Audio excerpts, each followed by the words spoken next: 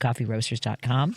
And I'm so proud to be partnering once again. It has been a few years since I was at another radio station, and I've been watching their videos getting ready for Easter at Anderson's Candy Shop. So now for something sweet. Anderson's Candy Shop's heavenly marshmallow eggs are back in Chicagoland. Yep, those sweet, fluffy, chocolate-covered miracles have returned for their 107th Easter. Anderson's makes all of their award-winning chocolate-covered candies from scratch, including those addicting marshmallow eggs. But those aren't the only mouth-watering candies Anderson's makes. There's also 30 kinds of chocolate bars. I just ordered some of their orange peel and dark chocolate's my favorite. They also have apricot. Oh, they have so many great treats, including the peanut butter marshmallow that I'm getting for Steve. Anyway, they've got 30 kinds of chocolate bars, truffles, fudges, and delicious boxed chocolates. Think salted caramels, cordial cherries, turtles, and so much more. And for Easter time, Anderson's goes all out. They make 9 flavors of cream-filled eggs in varieties like peanut butter cream, marzipan, chocolate pudding, and cherry nut. And did I mention the solid chocolate bunnies made with their vintage molds?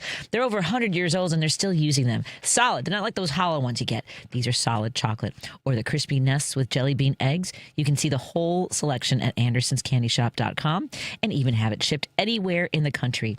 Or visit an Anderson's near you with locations in Barrington and Richmond, Illinois. That's Anderson's Candy Shop and andersonscandyshop.com. And at both places, online and in person, just mention Patty V for $5 off your entire order. That's PATTYV online, or just say it. You don't have to spell it in the shop, and that gets you $5 off. And when it comes to these delicious treats, when it comes to delicious, nothing beats these treats. So that's really, I'm so grateful for all of our sponsors, and I'm grateful to all the organizers of our No Kings events happening around the country tomorrow, including our very own Lynne from Indivisible Elk Grove Township. Lynne, hello, my friend. How is everything going in the planning stages, the last moment planning stages?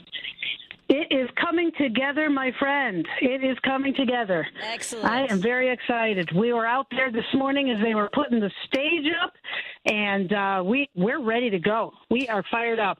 I believe it. Last event, you had over 10,000 people attend in Arlington Heights, and I know it was a lot of different groups. This one's going to be huge. I know that you're asking folks to let them know you're coming. How do folks register for the event tomorrow? Is that still open? Yeah, they can absolutely. We've got registrations coming in every second now. Now it's like last minute, and people are like, "Oh, it's going to be sunny in March, not rain, not snow. I'm coming." Right. So yeah, they're coming in. Absolutely, you can go to our website, Indivisible EGT for Elk Grove Township.com, and you can register there. If you don't want to register, no worries whatsoever. Just come, bring 20 of your closest friends and show up. And tell folks about the Democracy Fair that starts at 2 o'clock. Yes, we have a Democracy Fair. This is our second one. Last one in October was such a big success. We brought it back. It is basically a fair, like your flea market kind of atmosphere, except this has got pro-democracy groups. We've got PFLAG represented. We've got a mental health organization. We have WCPT in the house. Many of our local Democratic groups, Legal Women Voters, the ACLU. So if you have any questions about voting or checking your voter registration or anything like that, go to the ACLU booth or the Legal Women Voters booth. There's Speak Displays will be there, Hands Off Wheeling, so many local groups. We've got new ones actually jumping on last minute. So do not miss it. And we have a sign making station. If you did not have time, everybody's so busy, you did not have time to make a sign, no worries. We have a sign making station. We will supply everything for you. You don't need to bring a thing. You could come at 2 o'clock, make your sign, ready to go. Excellent. We also have speaking tomorrow, Jesse Rojo, Ishan, I should find out how to say his name, Srivastava.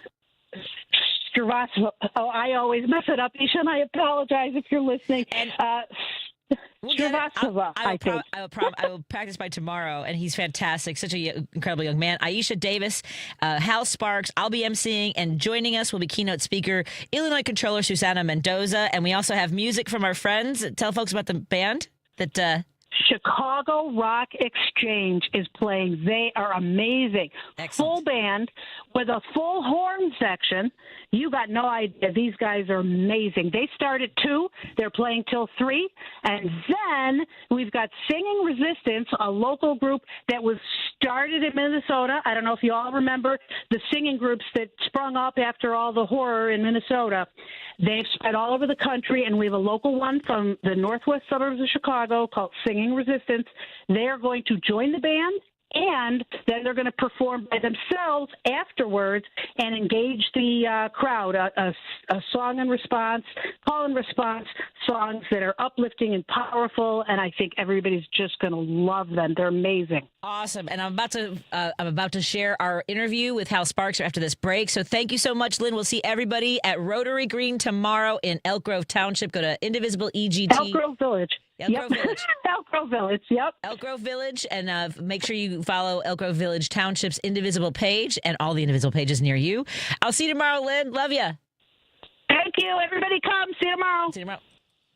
Amy Bye-bye. Goodman reports on the news stories rarely covered by the corporate media. Democracy Now! The American Civil Liberties Union and the Center for Constitutional Rights have sued the Trump administration, seeking the release of the secret legal memo that's been used to justify the U.S. campaign targeting alleged drug boats in the Caribbean and the Pacific. The U.S. has struck at least 22 boats, killing 87 civilians. Democracy Now! Weekday evenings at 11 on WCPT 820, Chicago's Progressive Talk. Here's the tale of Tina, searching up and down for decent GLP-1s, but got spun around. Till Good RX wrote in, hey, we got something new. GLP-1 prescriptions, all FDA approved. Brand name meds, no flags that are red. Clear pricing from the start. None of those hidden fees in your cart. Delivered to your door or pick up same day. Darn tootin'. Save time and money on prescriptions. Hot foot it to goodrx.com/weight loss. GoodRx is not insurance. Hey Google, play WCPT. Streaming Chicago's Progressive Talk from TuneIn. You're listening to Driving It Home with Patti Vasquez. Thank you so much for joining us as we drive it home here on WCPT 820. And joining us right now is the one and only, I'm so excited, Hal Sparks. Hal, thank you for agreeing to come and join us for the Indivisible Elk Grove Township No Kings event this Saturday. How are you doing? I'm doing spectacularly, better than I should, in these circumstances. There's almost like a little bit of a guilt when your mood peaks above panic. Yeah. In this, current, and what I think the old CIA saying is the current unpleasantness is what they refer to every terrible event. And during the current unpleasantness, you feel a little bit guilty if you have a smile on your face ever. But then I remember back, if you'll recall, in the 80s, which is obviously a decade I'm a huge fan of, that we had a lot of fun and there was a lot of great music and a lot of great TV and a lot of great stuff, even though we had the threat of the Cold War growing almost daily. And the introduction of AIDS and all these, there were almost as many threats as we are dealing with now. We had 2 recessions. So we forget those things. History is like a gauze. It covers the flaws of the past. And when you're in it, you don't really recognize the moments that, and I always try to remind myself that this is what we're actually fighting for, is to have a smile on our face, to be present around our family and friends and all that kind of stuff. And it takes work during times like this. It really does. And I when you mention all of that, look, I did not, even as a child, believe that my desk was going to protect me from a nuclear bomb. Right. No, it wasn't. I'd like you to know it wasn't meant to. The metal ones with the wood tops, actually, the purpose of that was that it would melt around you and form a makeshift urn, and then the wood would shrink and then bend and turn into a handle, and then people who survive could just walk along and find a school or some sort of office, and they would just pick up all the little urns and chuck them in the bin. Yeah. And it was just to make us easier to dispose of.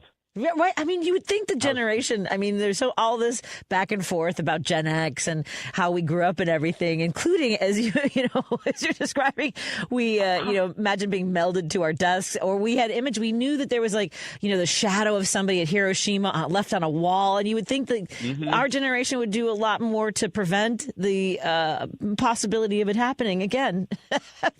But here we are. I'll tell you what, I don't have any illusions about youth being the cure for aged fallibility, because when people say, I believe the children are our future, they aren't. They become adults, and adults can be just as stupid no matter which batch they're from. Yeah. And so it's time to scrape aside the ageism that goes hat in hand with maybe it'll fix itself, which is really what that's about, and recognize that we do have a very distinct handle on reality if we choose to use it. And that, of course, is voting.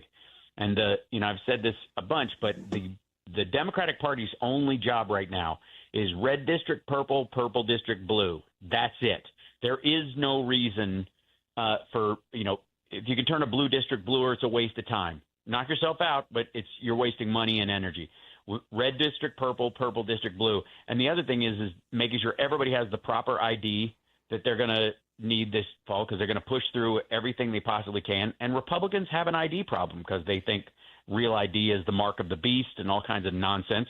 So they're going to be ice skating uphill, in this situation as well. So we've got a lot on our side, but we have to use it. A wasted tool is a worthless tool. And that's our problem more than anything else. We handed the Republicans the Senate. We handed the Republicans the SCOTUS and the White House. And all we have to do, it's so the irony that it's so minimum, just show up. Yes. Yeah. And it's funny because we just went through our primaries here, and I ran for state rep back in 2020. And you're right. I mean, when it comes to a primary, and it's hard to run against an incumbent, to run against a machine. I'm glad that I did it. I learned a lot from the inside out. So I try not to get frustrated when people call up and they're like, because again, we are a blue district. We're pretty solidly blue. You do want to get the best Dems possible here as long as we're in it. But beyond that, I do think when Obama won, and maybe I'm wrong, we can have that conversation. I'm always willing. That's what I think makes me a progressive is I am willing to go, I'm mistaken. I have new information and I will base my opinions on that now. But I think that after Obama won, it's almost as though we felt like a mission accomplished when you talk about midterm races and giving them the House and to be able to get things done, we have to keep finishing the job, right? We can't just sit back and go, okay, well, then now that good Dems are in there, they'll take care of all this. Well, no, even for the politicians themselves, nobody wins a race. You get a job. Yes. A campaign for all its pomp and circumstance is a giant job interview, and the goal should be, they got to get in there and do the job. Now, I don't know anybody who is so egotistical that they would assume that the minute they get in to do a new job, they know how everything works and immediately can get at it and do everything that they said when they were talking on the outside, on the inside. And, and that's what maggots are finding out right now about Donald Trump.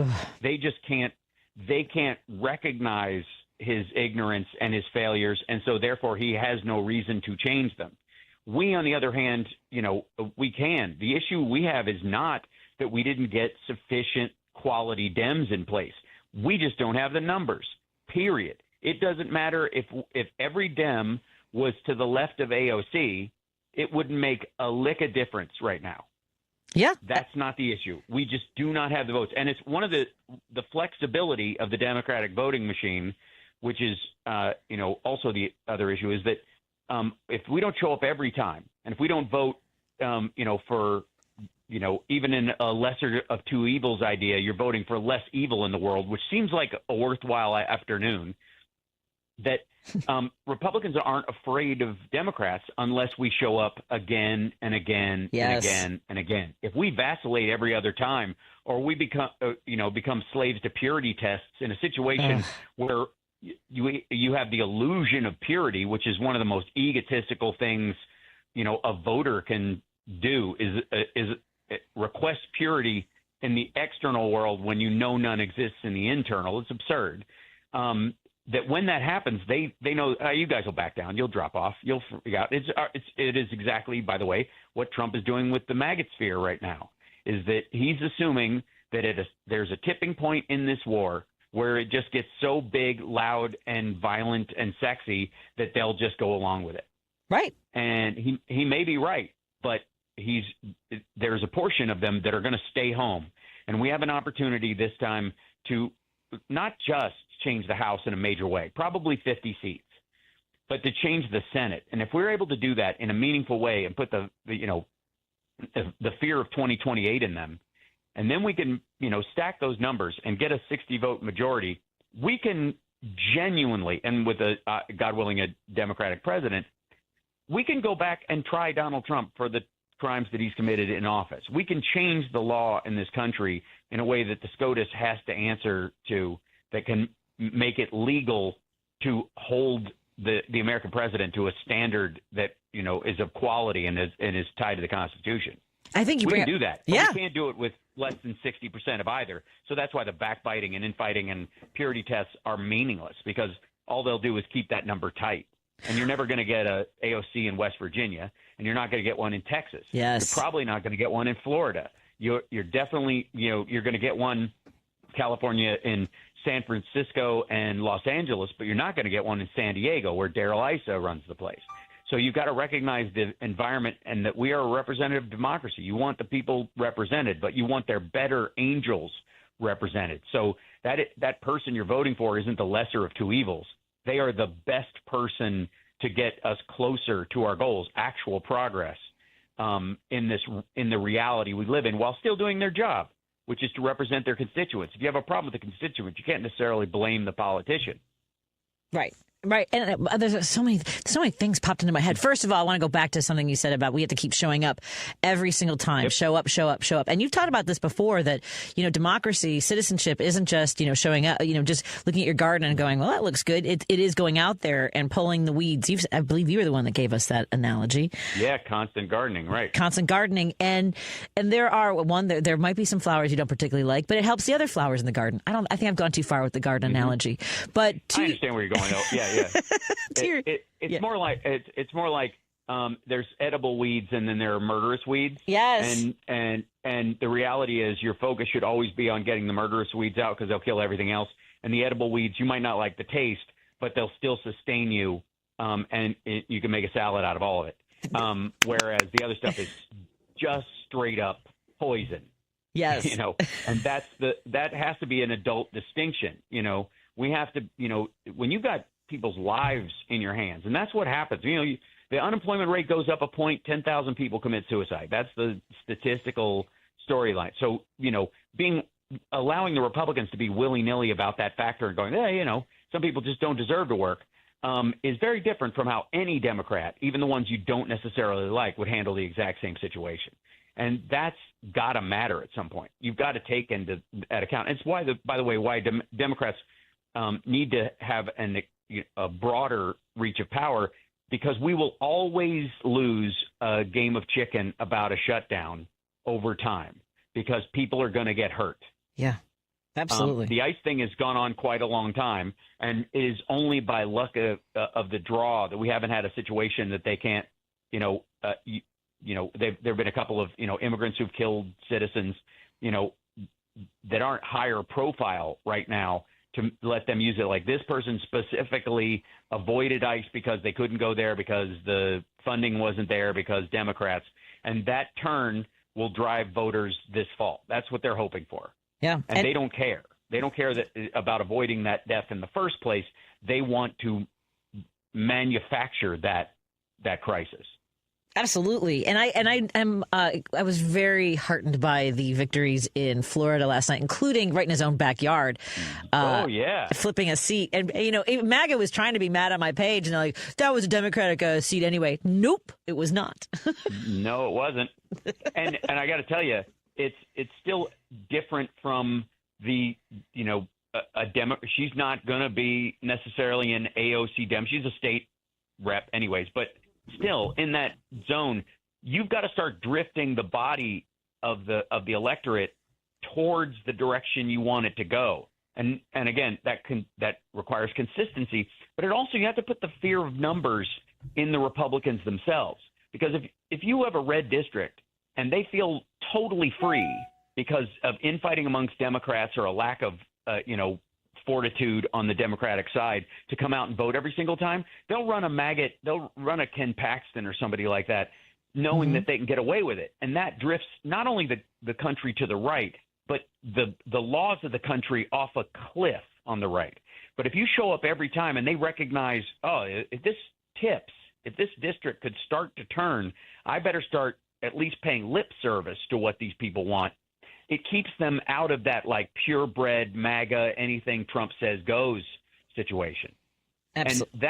And that's why if you're in a district is red, there's been this tendency to just kind of sit it out. And I'm convinced that there are enough Democrats in a lot of those districts that if they all showed up, that district wouldn't be red at all. Yeah. But they're convinced. It doesn't matter, Exactly. And we have a couple of those races in Illinois that I'm excited about. We're talking to Hal Sparks. If you wouldn't mind hanging out for one more segment, Hal, does that work for you? Of course. Excellent. Hal Sparks is joining us as a featured speaker for the No Kings, No Dictators Music Rally and March Saturday. We're so excited to be teaming up with Indivisible Elk Grove Township. Go to indivisibleeegt.com to register for the event. We're going to be at the Rotary Green in Elk Grove Village. We're going to start at 3 p.m., but you can get there early. They're raising all kinds of items for the Mutual Aid Society there, too. More in a moment on WCPT 820, KKNW 1150, and KTNF AM 950.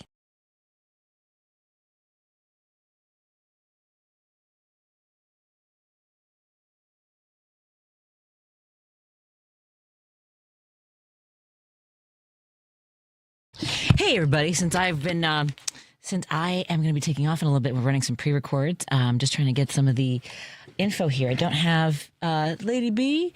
Okay, just trying to.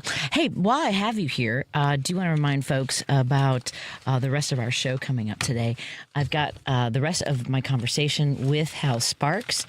And then we're going to talk about the International Women's event. There's some great events. There's a fair coming up on this weekend. Sorry, I'm just trying to figure out. I guess I'll just fire the rest of the interview that I did with Hal Sparks coming up right here. There you go. And boom. Welcome back to Driving It Home with Patti Vasquez. We are driving it home on WCPT 820 here in Chicago. And joining us is Hal Sparks, who is one of our featured speakers at the No Kings, No Dictators event Saturday, starting at 3 with Indivisible Elk Grove Township. Hal, we were talking about showing up for voting. And before we talk about this rally, because there's all this, of course, the arguments, we don't have kings in America. That's the point. But at any rate, how did that happen? I do want to mention to our listeners, because we have a lot of folks in Wisconsin, they have a Supreme Court race coming up April 7th. And this is one of those things, too, where, it's not going to be juicy like your gubernatorial races or even your senatorial races or presidential. But the Supreme Court races, every step of the way, judicial races are important, don't you think? Mm-hmm. Absolutely. And again, to the we don't have kings part of it, we fought a revolutionary war about it. I get annoyed when I have to listen to what what Harry and Meghan and all that crowd are up to. Like, we literally fought a war, so I don't have to give a crap about royal people at all. So I don't want to hear – I don't believe in magic families. I don't believe in magic rocks. I think the whole earth is magic, and I think every family counts. And that's what makes me a Democrat. And so the idea that I'm supposed to pay, extra attention to what are effectively, the royal family of England or of Saudi Arabia or the Kardashians, for that matter, or the Trumps in the way that they would like to do stuff, forget about it. I think I believe in equality of every human being in worth. Yeah. And so, it's an absurdity. But Trump and his crowd are clearly monarchists, and Trump's ego drives him towards the monarch. That's his belief system. Like he thinks he should be the king, right? And we had this with – he's not that different, say, from George W. Bush, who was like, I'm the decider, which to him was like the final say, And this is something that Republicans have been pushing for ages. And again, I would like to remind everybody that Donald Trump is not really that special. He's typical. Yes. He is a typical Republican. The tax breaks he gave had been sitting on Mitch McConnell's desk for years. This plan to fight in Iran had literally, was in the PNAC plan, the Project for a New American Century, that Wesley Clark saw the memo on, that Iran was the crown jewel of this plan. And it's been playing out ever since. Iraq and Afghanistan were Bush's part of it, and Trump was supposed to stay in Afghanistan, which he intended to do, and then go after Iran. That was the plan, and it still is. This is, there's nothing special about this. This is nothing accidental about this. This is what they want to have happen.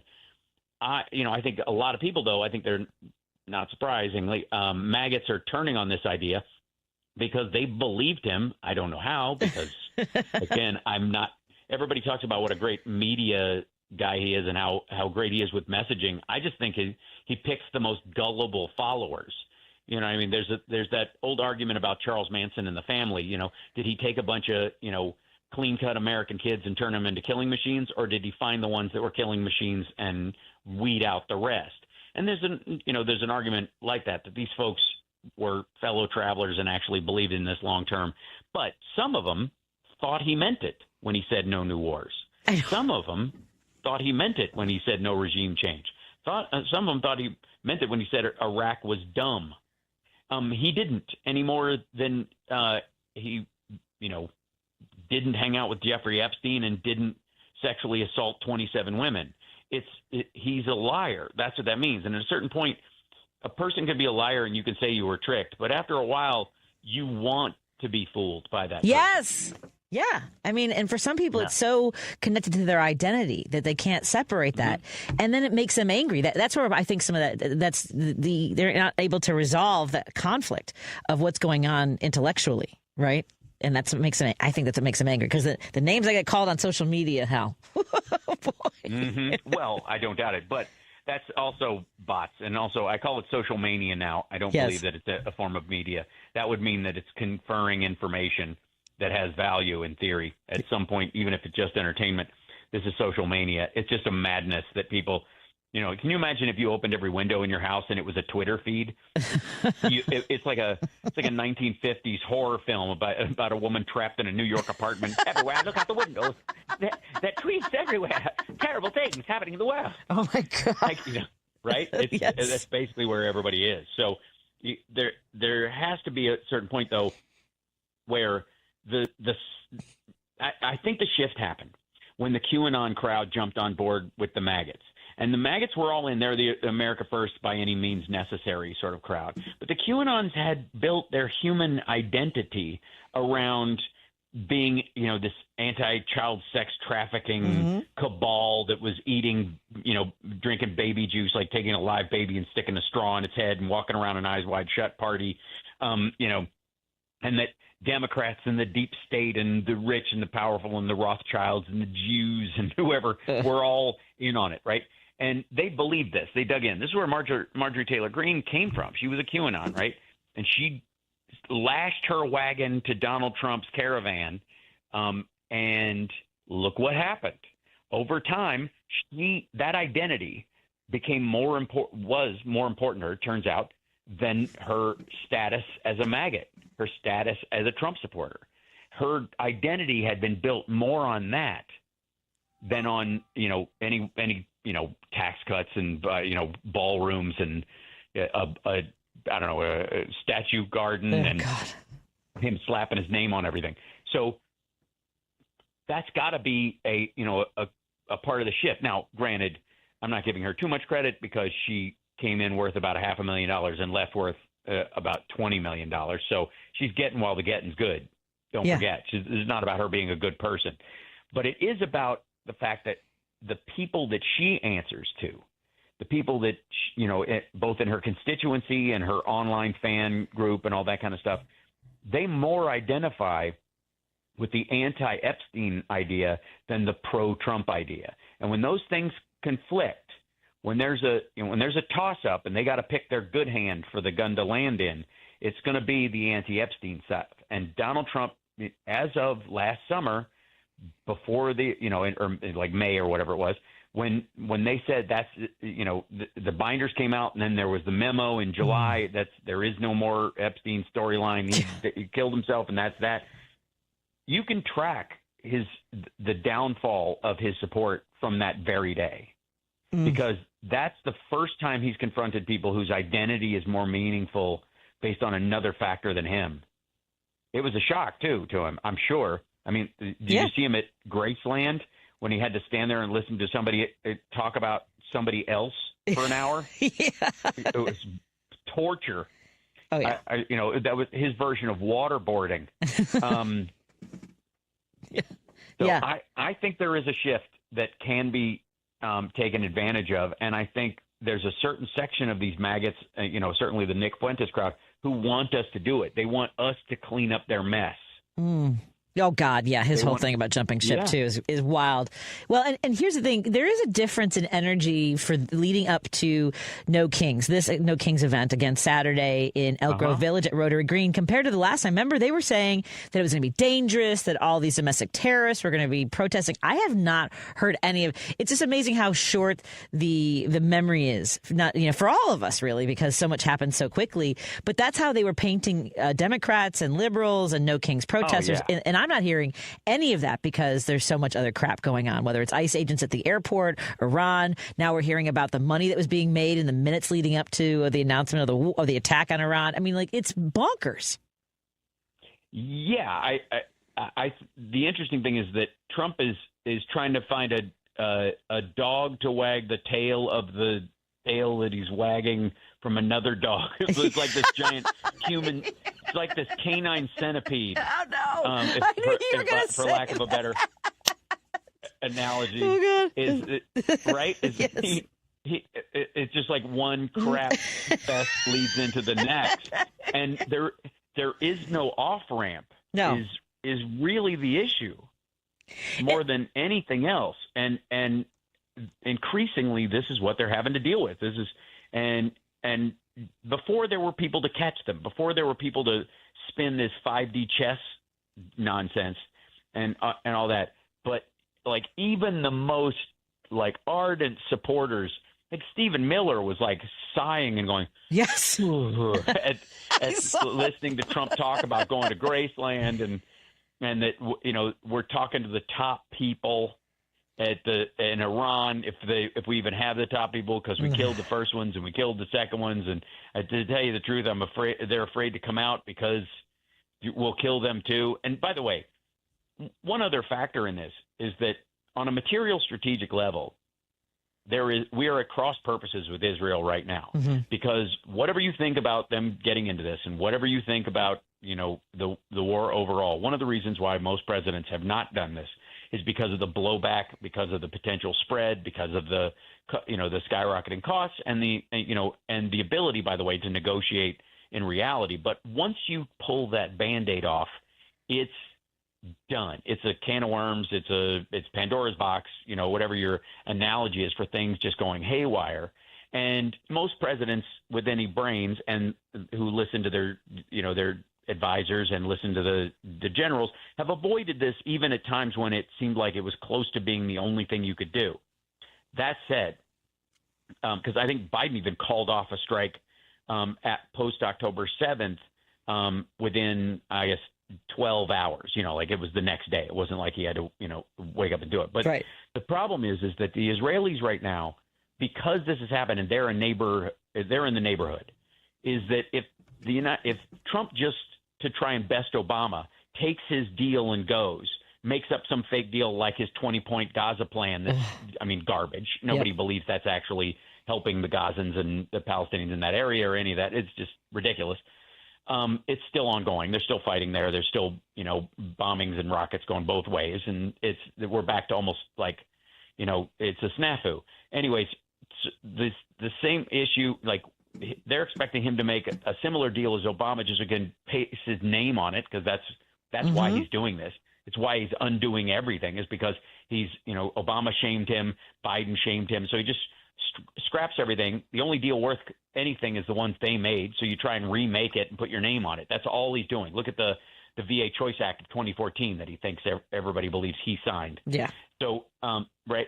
Yeah. But the issue more than anything else is that the Iranians themselves, if they can get back on their feet, Israel is going to be on the receiving end of most of the vitriol. We can move our troops away. We can fortify our bases. We can move our ships out of range.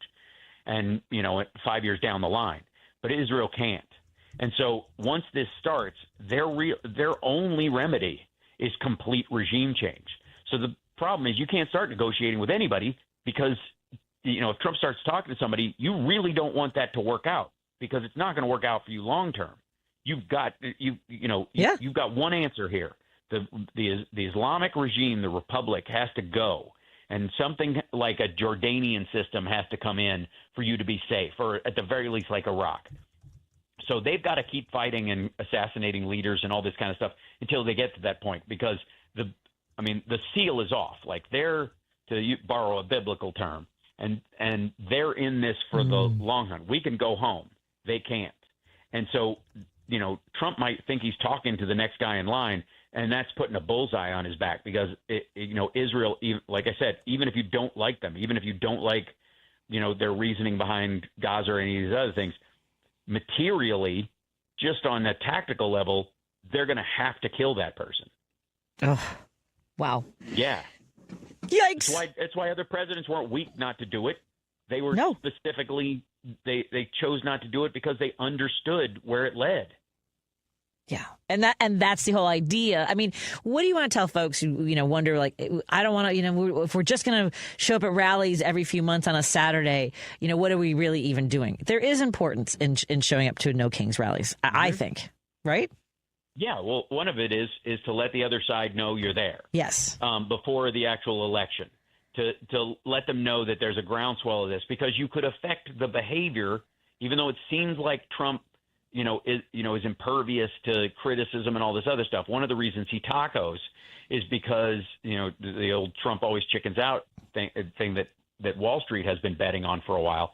One of the reasons he does that is because polls matter. Reviews, fame, all this kind of like weird kind of ratings attitude he has towards how things are going. If it starts to buck too much, it isn't even that he'll change his mind. It's that the people around him will not convey his dumber orders, so they just won't happen. Right. That increases. I mean, Besson's done that several times, where Trump has told him to do something stupid. He knows it's stupid, and he's just waited long enough till Trump forgot he said it, and then it didn't happen. Most of the tariffs that were supposed to go into place and didn't, that's what that was. That's why a lot of maggots think that the tariffs didn't affect the economy. Well, it's because they didn't exist. They were either so full of holes because there were carve-outs for everything we get from that particular country. Like I guess we're not taking Czechoslovakian, wine and cheese, right? But right, that's the thing. Like anything you don't produce, we'll tariff. Anything you do produce that we need, we'll carve out. And that's what happened. That's why for a while it didn't impact things. And then Trump put this 15% on it right as he starts this. And quite frankly, a war is a great way to cover the fact that your tariff system isn't working, that your attempts to bring the prices down isn't working. Yeah. That's why it matters. Like it's like this doesn't just mask the Epstein files. It also hides the fact. I mean, he's looking for another COVID, quite frankly. Oh God, I know. I've been wondering about that. Yep. This is, I don't think a disease. I literally think the Iran war is his COVID, like another situation that could grind the entire economy of the world to a halt. So nobody will notice that he put us into a recession. Yeah. He can blame the outside world. He can blame gas prices on that. Exactly. Yeah. Well, it's also Professor Joe Ostro, who's a regular on Jones' show and my show, says that, this is all about the money and power for them and the oligarchy and all them. And again, brings us back to why we do the No Kings rally. Hal Sparks has been hanging out with us. By the way, Hal, everyone loved the show. And I'm sorry that I hope we can do another comedy event and give you a reason to come back to Chicago. I'm creating some events. We packed the place at Dino's. Hal absolutely crushed it. The whole show was great. And Hal is going to be back in town for the No Kings rally being held by Indivisible Elk Grove Township. You can go to indivisibleegt.com, and that's going to be at the Rotary Green. And you're broadcasting your show from the station then on Saturday. Is that right? Yeah, I definitely am. And then, by the way, I don't expect much from me because I'm red-eyeing in and I have to fly out the exact same night. So I will, if I'm in a daze or I start, quoting scripture, it's just part of how my brain defaults into, high intellect mode when I'm in, in moments of stress. It's like right. No, I get it. I get it. Like I like fight, flight, and overcalculate. Right. That's actually where I go. Yeah. Agree. I'm the same. No, I totally get it. Especially when you have to be nimble like that, for going from home to the rally. And then, yeah. I'm of course kidding. I will be amazing. You will be amazing. Thank you so much. Yeah. Hal Sparks, make sure you're tuning in on Saturday. Of course, he's on every single day from, 3 to 5 Pacific time? No, 3 to 5 our time. That's right. Yes. Yep. Excellent. 3 to 5 Pacific, and then Monday, Wednesday, Friday, 9 a.m. to 11 Pacific on the morning show. So excellent. Thank you, Hal. Thank you for tuning in on WCPT, everybody. We'll be right back after this. You're listening to WCPT 820. Here's the latest Chicago weather update. I'm meteorologist Ray Miller from the Weatherology Weather Center. Mainly clear skies tonight, low temperature of 29 degrees with northwest winds at 5 to 15. Saturday, sunshine with a high of 49 and west winds at 10 to 20. Sunday, partly sunny with a high of 61 degrees and southwest winds at 10 to 20. Monday, sunshine with a high temperature of 72 degrees. Tuesday, chance of thunderstorms with a high of 74. Wednesday, scattered storms with a high of 44 degrees. That's the latest Chicago weather update. Right now, it's 37. This is Chicago's Progressive Talk, 820 AM, WCPT Willow Springs, and online at WCPT820.com, where facts matter. Untangling your headphones, finding the right remote, saying goodbye to your favorite shirt that hasn't fit in 10 years. Why are simple things sometimes so complicated? Thankfully, with Auto Owners, insurance doesn't have to be one of them. Auto Owners works with independent agents who live in your community and answer when you call, so you can worry about more important things, like finding a new favorite shirt. That's simple human sense. In Will and DuPage County, contact Paul Fazio at FazioInsurance.com or 815-727-2611. Excuse me, miss. Can I ask you a question? Sure. Can you recommend a bank that offers a full suite of commercial banking products along with excellent service? Yes, ABOC. What about a bank that has been in Chicago for more than 100 years and really understands the local business climate? ABOC. But I manage a labor union. Can you recommend a bank that really understands how labor unions operate and what banking products they need? Again, ABOC. ABOC first opened its doors in downtown Chicago in 1922 and understands the local business climate better than anyone. ABOC was founded by labor unions and still has union employees and shareholders today, so they really understand how unions tick and how their needs may be different. But whether you're with a labor union or another type of business, whether you're large or small or something in between, ABOC will always make you feel like you're their most important customer. Visit ABOC.com to learn more. Wow, thank you, random person on the street. I'm going to visit ABOC.com today.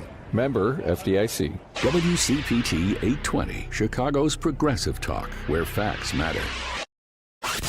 You're listening to Driving It Home with Pat. Oh. No detours, I don't know what happened there, but my little music isn't loading, and that's fine because we want to get right to our guest. Joining us on the line to talk about the International Women's Day Market is Nicole Benjamin. Hey, Nicole, how are you doing today? I'm doing great. How are you? I'm doing well. I can't hear her through my headphones, Lady B. Hold on one second. We're going to get things straightened away. Okay. I want to let folks know that this weekend, March 28th and 29th, is the International Women's Day Market. And I don't even know if we're on the air. Hold on one second, Nicole. Are we on the air? Okay. Oh, I just can't hear her through my headphones. How do I change that? 1 second. Was that playing on the air too? And I just didn't hear it? Oh, okay. Never mind. Yes. I can't hear her. Much better. Is it just down here? Yeah. Oh, hold on a second. These headphones. All right, everybody. Nicole, I woke up this morning with a migraine, so everything's been kind of off the tracks ever since. So Lady B, my producer, just came in and saved my butt. So thank you to Lady B. So Nicole, I have to tell you, my friend Carmen Navarre-Cohn and I went to this event last year, and it's so wonderful. Tell folks about the what they can expect tomorrow and Sunday. Yes, it was so good to see you. So this year we're in Artifact Events still, but this time we're in the South Building, so different from last year. But it's going to be more of the same. We've got close to 70 female-owned and female-led businesses that are going to be there. We're going to have a bar, so some really cool woman-themed cocktails, some wines and beers from women winemakers and spirits and all that. Some great food, but also what you can expect from jewelry, body care, stationery, art. And, of course, the best thing about going to these things is you get to meet the maker. Yes, I agree. I've bought some wonderful rings, and I wear them all the time. And I loved the sense of community. And it's not just for women, by the way. Everyone is welcome. This is to uplift and support so many incredible women that own businesses, that are creators. And it's just so much fun. And there's also a kickoff, isn't there? A mimosas event to kick off the entire event. There is. There's a ticketed networking event early tomorrow, so that's starting a bit earlier, but then we open at 11, and we actually have 50 really cool swag bags for the first 50 attendees. So nice. Be an early bird. They're in branded Merz Apothecary 150th anniversary with some great swag in there from women-owned businesses and also from supporters of women-owned businesses. Oh, I love that so much. And folks, this venue, I think, is one of the great venues in Chicago. It's sort of in this industrial building, and there's different areas. And I'm excited to see what this different space is. Was it part of the space from last year's market? It's just really it's in the same building, but it's just north. Excellent. I'm sorry. Yeah. It's south. Sorry. They'll find it. So again, folks, it's the International Women's Day Market from 11 to 5 p.m., March 28th and 29th. That's tomorrow and Sunday. And tell us about the organizers. I know Lincoln Square is a big part of this and some of the chambers. Tell us about the groups that are putting this together. We are. Well, it's our organization, Lincoln Square-Ravenswood Chamber of Commerce, that we're presenting it for the 5th year now. So we have a lot of women-owned businesses that have been with us since year one. But what's really cool about this, and something I've been talking about some other people, it's one of my favorite events because the sense of community, like a lot of these women-owned businesses, they're so busy, they don't really get to see each other. So a lot of them who are friends, it really is a nice reunion because usually they just correspond via email or on social media. So it's really nice to connect and also get all their customers to come visit and see everyone else too. I can tell you like a lot of the connections that have been made. We have Ravens Goods that has participated in the past, and she met Maplewood Avenue Candles, a candle maker in Lincoln Square, and now stocks her candles. We've got Michelle Starbuck Designs, who's coming back for her 3rd year, and she encouraged her friend who owns Bonnie Skincare to participate, so she's coming in for the first time. So it's really lovely to see this. And the food was incredible too, folks. I'm just thinking about the wonderful treats I was enjoying, as well as you mentioned the cocktails. And really, the other thing is the sense of community, don't you think, of gathering together? Yes. Very much so. Yeah, it's really a blast. And for folks, I mean, I think we had my friend Carmen's husband drop us off, but it's pretty good for to get there by public transportation and to park around the area, right? Yes, it's a block and a half from the Montrose Brown Line station. The 78 bus runs right there. But also, yes, right there in Ravenswood, this beautiful space lined with free parking spots right in front, too, so if you want to drive. Well, I plan on seeing you on Sunday. I'm so excited. Again, everybody, it's an Artifact Events, correct, is the name of the venue? At 43... Artifact Events. Yep, go ahead. Oh, I was going to say 4325 North Ravenswood. Yeah, I don't want to cut you off. And for all the events that they do with Lincoln Square, because you guys, I mean, whether it's the Apple, the wonderful Apple Festival, all the small ways that you guys support small businesses is amazing. And I wish that we could replicate the work that you do all over the Chicagoland area. And I know there are chambers that do great jobs. Because I love the area so much, and I lived there for a while. Everyone go to lincolnsquare.org, where you can learn about all the great businesses, all the great folks that do these events. And stay tuned for more to come. I know you get some summer events too. Thank you so much, Nicole. Thanks, Patty. Thank you. Have a great weekend. I'll see you Sunday. You too. Thank you. And before I forget, Easter is right around the corner. So listeners, if you're going to buy Easter candy this year, listen up. You have got to get marshmallow eggs from Anderson's Candy Shop. These are seriously the best Easter chocolates you will find. Each marshmallow egg is handmade, light and fluffy, and dipped in Anderson's rich, thick chocolate. These are sweet, creamy, chocolate-covered miracles, and beyond that, they are made by some of the nicest people you will ever meet. Anderson's Candy Shop has locations in Richmond, Illinois, by the state line, and downtown Barrington. They're open 7 days a week and 24/7 online at andersonscandyshop.com. I was shopping last night, folks. I don't know if it's safe to do late night shopping for chocolate, but there I was. Plus, Anderson's also makes 9 flavors of cream-filled eggs, including peanut butter cream, maple nut, and marzipan. Oh, and crispy rice nests and solid chocolate bunnies, too. But don't take my word for it. Visit Anderson's today and sample yourself. By the way, you also, if you mention code PATTYV, that's PATTYV, and get $5 off too. You can use that online, and you don't have to spell my name in the shop. They'll get it. That's Anderson's Candy Shop and AndersonsCandyShop.com. Code PATTYV for a discount, because for the best marshmallow eggs and Easter candy, nothing beats these treats.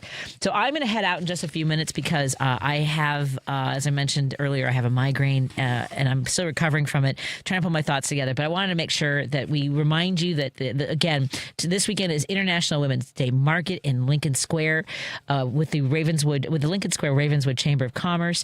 Again, that's at 4325 North Ravenswood. I will be there on Sunday. Tomorrow, I will be in Elkhorn for the No Kings Day event starting around 10:30. Then I'll be at the Elk Grove. I'm only doing Elk for No Kings. I'll be in Elk Grove for their Indivisible event. That's Elk Grove Township at Rotary Green, along with Hal Sparks, Controller Susanna Mendoza, Jesse Rojo, Aisha Davis, and Ishran. We're going to have a great event with music from the Chicago Exchange, to name a few, plus a Democracy Fair starts. The Democracy Fair starts at 2. But before we go, we got a request from somebody. Since I do have to leave early, I want to make sure we get a call from Jim. Jim, I'm sorry I have to run. What's on your mind, my friend? No, Patty, I just hope your migraine improves, because I know I've talked to a couple of people that had them, and they have a really expensive treatment now. I don't know how you're working it, but I've been fine for over a year. I haven't had, now I've had 2 in a month. Like it was bad this morning, so I'm still recovering. But since I have to do 2 No Kings events tomorrow, I just want to make sure I'm ready to go. I know. Yeah. But I have no advice. But you wonder, is anxiety part of it? Oh, but anyway, sure. Patty, but. The BBC reported today that 1,500 civilians have been killed in Iran. Women, children, you name it. Lebanon, just a couple, over 1,500 people have been killed there. There's no safe place in Lebanon. But the point is, Rubio has no idea what he's talking about. He goes, well, maybe 2 weeks. Yeah. I got a bad feeling about it, Jim. Yep. No, I know you do, and I hope you feel a lot better, Patty. Thanks, Jim. Thanks for taking my call. Bye-bye. Bye-bye. Look at Jim getting us right to the post. Thank you all. We have some great interviews coming up in just a few minutes. Have a great weekend. See you in Elkhorn or Elk Grove Township. Go No Kings events wherever you are. Oh, I still have to hit the button. If you're looking to purchase a loved one's home after they passed away, you need to call Team Hochberg, your trusted local lender. Pam wanted to purchase her grandmother's $400,000 home after she passed away, which was left to Pam's father, Ted, and her Aunt Betty. Ted listens to my show and wanted to forego his half of the equity of his mom's home and sell Pam the home for $200,000. Bad move. I recommended Pam purchase the home for $400,000 and get a gift of equity from her father, Ted, for $200,000, which enabled Pam to purchase the home with a lower rate and no money out of her pocket. Let's review. I helped Pam purchase her grandmother's home without having to bring a penny to the closing and secure a lower rate. Team Hochberg's helped thousands of radio listeners, but we can't help if you don't call 855-563-2843 or visit 56david.com. That's 855-563-2843 or visit 56david.com. Atlantic Coast Mortgage, Equal Housing Lender, NMLS 643114. Amazon Business empowers leaders with smart business buying tools, leaving time to focus on strategy and growth. Free up your teams and focus on your future at AmazonBusiness.com. AP News, I'm Ben Thomas. An Iranian missile and drone attack has wounded several U.S. service members at a base in Saudi Arabia. The source tells AP the attack damaged several refueling aircraft. President Trump's latest assessment of the war. They are talking. We are talking now. They want to make a deal. Very simply, our military is the greatest in the world by far. Iran is being decimated. Secretary of State Marco Rubio has been meeting with his G7 counterparts in France. The first few tankers that go through the straits after this operation is over, they're going to want an escort from somebody, or they're not going to be able to get insurance. So the world better step up. Meantime, Saga Magani reports Rubio's rejecting Ukrainian President Volodymyr Zelensky's claim that the U.S. is pushing Kyiv to give its Donbas region to Russia as part of any ceasefire plan. Zelensky told Reuters this week the U.S. is making a security guarantee offer contingent on Ukraine ceding the region Vladimir Putin's long coveted. That's a lie. And I saw him say that, and it's unfortunate he would say that because he knows that's not true, and that's not what he was told. Rubio tells reporters what the U.S. did tell Zelensky was what Russia wants. We're not advocating for it. We've explained it to them. It's their choice to make. Saying the U.S. role is to figure out what both sides want and try to bridge the middle ground. Sagar Meghani, Washington. And Lisa Dwyer reports in Florida. Martin County Sheriff John Budenseek says golfer Tiger Woods showed signs of impairment at the scene of a car crash in which he struck another vehicle and rolled his Land Rover. Woods was arrested on suspicion of DUI. Mr. Woods did a breathalyzer test, blew triple zeros, but when it came time for us to ask for a urinalysis test, he refused, and so he's been charged with DUI, with property damage, and refusal to submit to a lawful test. Woods was able to crawl out of the passenger side of his Land Rover. The other driver was not injured. I'm Lisa Dwyer. This is AP News. The Artemis II astronauts have arrived in Florida for the first moon trip in 53 years. Hey, let's go to the moon! The Artemis crew flew into Florida's Kennedy Space Center from Houston. It's the closest the four have come to launching on the lunar fly-around. Fuel leaks and other rocket issues caused 2 months of delay. Artemis II pilot Victor Glover. This mission is much more about duty and responsibility, so we can pass the batons off for this campaign called Artemis with its lofty goals. And we live that every day, and then that's it. And then we want to back out and disappear while the Artemis III crew stands in front of this microphone. NASA is aiming for a launch as soon as Wednesday. The Space Launch System rocket will send the four on humanity's first astronaut moonshot since Apollo 17 in 1972. The 10-day flight will end with a Pacific splashdown. Audio courtesy of NASA.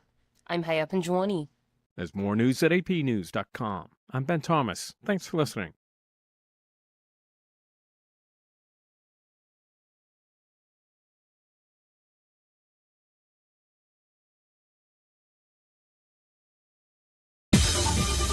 This is 8:20 a.m. WCPT Willow Springs and streaming worldwide at WCPT820.com. We are Chicago's progressive talk, where facts matter. Now, your WCPT 820 weather update. I'm meteorologist Ray Miller from the Weatherology Weather Center. Mainly clear skies tonight, low temperature of 29 degrees with northwest winds at 5 to 15. Saturday, sunshine with a high of 49 and west winds at 10 to 20. Sunday, partly sunny with a high of 61 degrees and southwest winds at 10 to 20. Monday, sunshine with a high temperature of 72 degrees. Tuesday, chance of thunderstorms with a high of 74. Wednesday, scattered storms with a high of 44 degrees. That's the latest Chicago weather update. Right now, it's 37. Here's the deal. We gotta set ourselves up. See, retirement is the long game. We gotta make moves and make them early. Set up goals. Don't worry about a setback. Just save up and stack up to reach them. Let's put ourselves in the right position. Pre-game to greater things. Start building your retirement plan at thisispretirement.org. Brought to you by AARP and the Ad Council. He has an overbite that makes him look like a cartoon character, a slightly crooked eye, and an uncommonly wrinkly neck. In the right light, he can look a little like a garden gnome. And he'll wear a bow tie just because. Sure, you might call him a little quirky. But that's exactly what makes him so perfect. Tuna is a 3-year-old Chihuahua Dachshund mix with more than 700,000 followers on Instagram. And it all started because he was adopted. You can't buy a best friend like Tuna, but you can adopt one. Help us save them all at bestfriends.org. This is WCPT 820, where facts matter.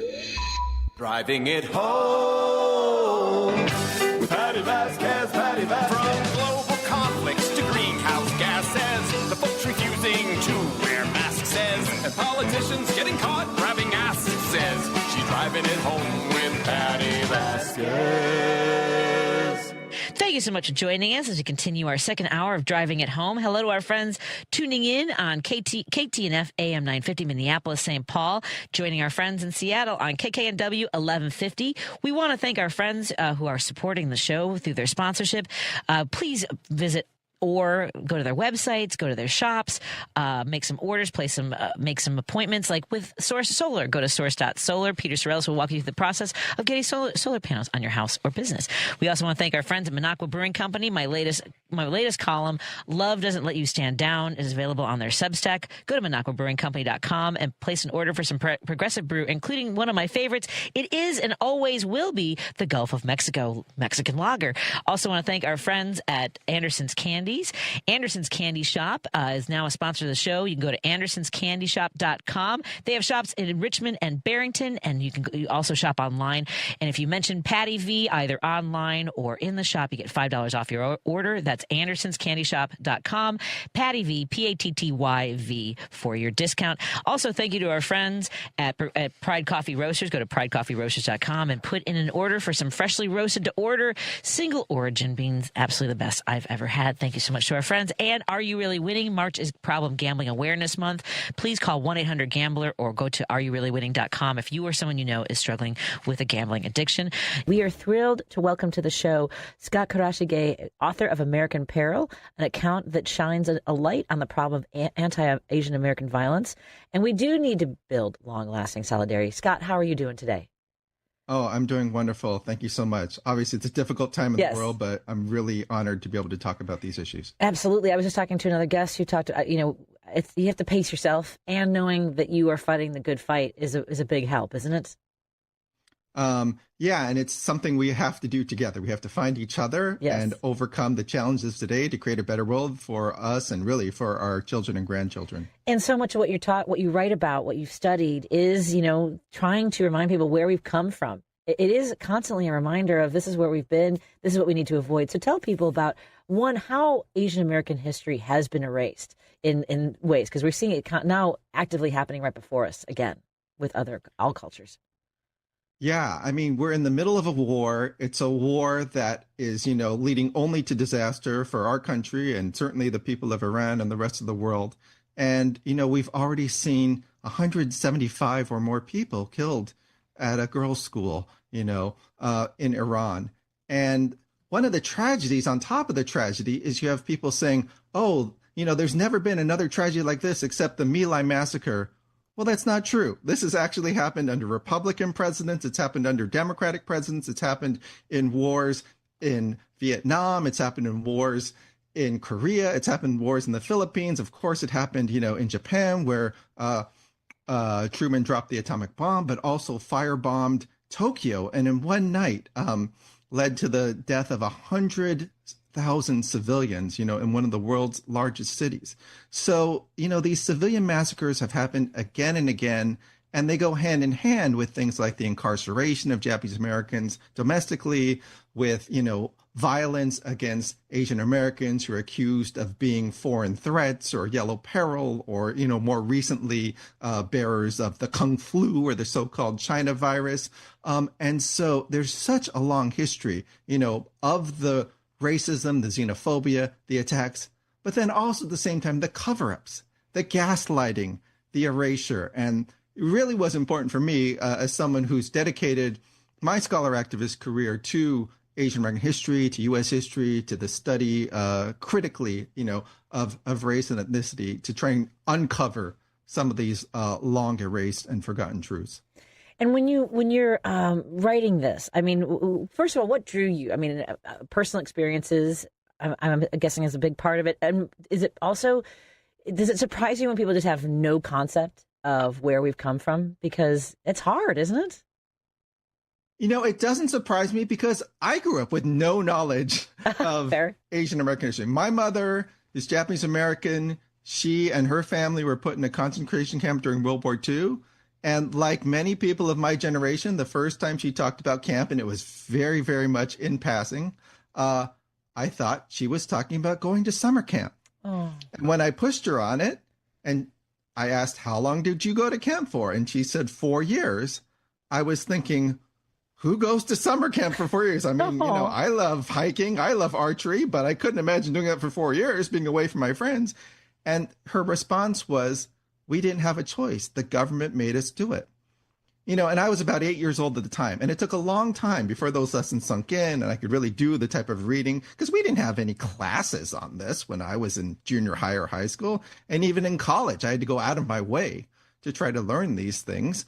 And so it made me dedicated to want to provide other children and other people growing up with the type of education I was deprived. And it's not obviously just for Asian Americans. Everybody in the country needs to learn this history because it's very much American history. It's very much tragic American history. The other thing is that when I was in college and I started to become politically active, I saw a film called Who Killed Vincent Chin? Are you familiar with the story of Vincent Chin? I am not. So Vincent Chin was a young Chinese American man, born and raised in the Detroit area. I'm sorry, born in China, adopted by a Chinese American family in the Detroit area. And during the 1980s, of course, there was a lot of concern that the American auto industry was losing jobs. I lived in Detroit so I know how intense this was. And there was, of course, at the same time, a xenophobic fear that Japan was fighting a trade war unfairly. It was almost like the new Pearl Harbor was a trade war. And so there was a lot of anti-Japanese sentiment, Japan bashing, very similar to the xenophobia today about China, becoming an economic power.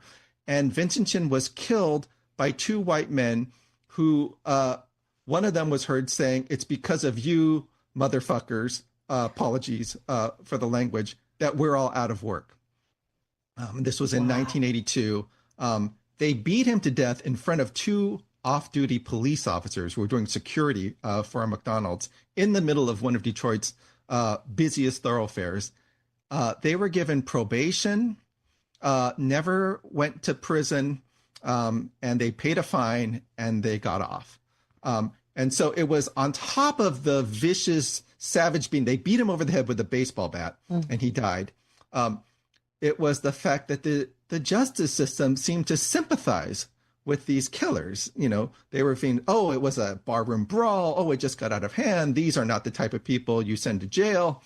And so that sparked a nationwide civil rights movement among Asian Americans. And I came of age as a student activist, really in the aftermath of that. And so I really was motivated not just to explore the horrors that have been inflicted upon Asian Americans and other oppressed peoples, but to understand how this can be a call for people to engage in social justice activism and build multiracial coalitions to overcome it. It astounds me. We often talk about accountability, how people are not held accountable, that justice is not served, and how we keep repeating this. And as you mentioned with COVID-19 and all of the vitriol, the anger that people have, it's hard to, if you have a heart, if you have empathy, and are invested in a community that is the target. Tell us a little bit about that aspect of 6 years ago when this all took off and reinvigorated this anti-Asian American. I mean, it's always been here, right? But accelerated it to a violent level again, right? Yeah, I mean, the important thing is that it becomes cumulative. It's really steeped in our history. Obviously, genocide against Native Americans, slavery and Jim Crow and lynching of African Americans, the seizure of, half of Mexico and all the dispossession of Mexican Americans. So, from Chinese exclusion, from the anti-alien land laws that prevented Japanese and Chinese and South Asian and Filipino immigrants from owning land. I mean, it's so baked into our history. We never learn about it. And so it simply persists. And so it really wasn't shocking to me that you would have all of these hate incidents occurring during COVID-19 because, you're starting from a baseline of ignorance and xenophobia and discrimination. And then, of course, to have the president and really other prominent officials in society hammering away on it, scapegoating, avoiding responsibility for their own shortcomings and failures. And again, who knows how much more intense that is going to be now with the fact that we're in a war. But the thing that really struck me was, it's just about the 5-year anniversary of when 8 people were killed in a mass shooting in spas in Atlanta. 6 of them were Asian women. And I knew right away, as soon as I heard the news, there's going to be something, really bad about this. But then to have the sheriff's spokesperson come out and say, well, I talked to the suspect and he says it's not racially motivated. And so it was all over the news, not racially motivated. And, as other folks think, why would you go to the suspect and ask him, hey, what made you do this? And ask him, why wouldn't you go to experts who can put this into historical context? And it turns out, that they said, oh, no, it wasn't about race. He just had a sex addiction. Okay. And he came from a Christian nationalist background, and he had actually gone through the type of conversion therapy that also, LGBTQ folks have been put into, but he was trying to cure his so-called sex addiction. And it wasn't a medical diagnosis. It was an ideology that came from his very severe Christian nationalist upbringing. And instead of, he began to really hate himself for going to these massage parlors. But instead of harming himself, he decided he needed to kill these Asian women that worked in it. And that is so steeped in sexism and racism and homophobia and the history of overseas wars, and colonialism, that really there was so much more that needed to be explored. And fortunately, that's why I do now have an audience for this book, because although there was a lot of ignorance about what happened, there were people looking for more nuanced and deeper answers. In your work, do you have any sense of any best practices, I guess is the best way to put it, because it is cyclical, right? We saw sort of this rise of the LGBTQ, in particular trans hatred, transphobia, bathrooms and driver's license. And we can see that culminate in these elections where it was just used so much, especially in swing states where they just hammered away at it. Do you see any best practices of what works to sort of cut through the noise? Honestly, I don't know. Because powerful people will manipulate fear and anger and point in somebody's direction eventually, right? Again. Well, obviously, I'm so honored to be here because your show and what you're doing, really reaching out to people from the bottom up rather from the top down, is the ultimate solution. Our political system is so much set up, to create division and to reward toxicity and to, cater to the whims of the billionaire class. It's very hard to break through. Obviously, there are some, politicians very skilled like Zohran Mamdani that are starting to break through. But overall, we're not going to see enlightenment from the next, presidential election in 2028. And so, I think people coming together. I work very closely with a late activist named Gracie Boggs. And she said those types of conversations we have over the kitchen table in our neighborhoods, neighbor coming together, those are so important. She said the only way to survive is by taking care of one another. And so, it really starts by people delinking from all the toxicity that you find, on what used to be Twitter and other forms of social media and, cable news, and finding ways to talk to each other, but also finding ways to bring to our schools, to our childcare centers, to our healthcare centers, to our community centers. The arts have been a wonderful avenue for creating a different sense of who we are and who we can be. That's wonderful. I'm so glad that you, I think we need to be reminded of that, right? Because people they start to lose hope. They feel as though all is lost with the momentum of this hatred and anger, what we're seeing with whether it's DHS or now in Iran. It's aggressive. What would be your final thoughts? I know that we have taken some of your time. I'm so grateful for this conversation. This book, by the way, folks, that we've been talking to Scott Kurashige, I had it before, Kurashige. Kurashige, is called American Peril, the Violent History of Anti-Asian Racism. I think you gave folks a little bit of hope, and that these connections are important. What would you like to leave us on and the work that you do and what you've learned? Yeah, and I want to talk to as many people as possible. I'll be going around the country. I'm really grateful, not just for people that read books, for the people that sell books. And I'm really grateful for the work our oftentimes underappreciated librarians are doing. So I just want to say I'll be coming to Chicago by invitation from the Chicago Public Library on May 19th. Hey. 7 p.m. So 6 p.m. Sorry, 6 p.m. Central Time. Sure. Just in daylight savings. So I really think that, it's just so important that in this age of, AI and all the slop that's out there, people reading and learning from each other, and me having the opportunity to learn from all the people that come out to these events is such a golden opportunity, because we're in such a bad place in this country right now. But this crisis is really an opportunity to wake up and realize that there's a whole new culture and a whole new society that we have to build together from the ground up. Well, I hope that, first of all, I know that we can get you on before your appearance in May so that we can make sure folks know more about it as we get closer. And if you happen to want to swing by the studio, we're on the northwest side of Chicago.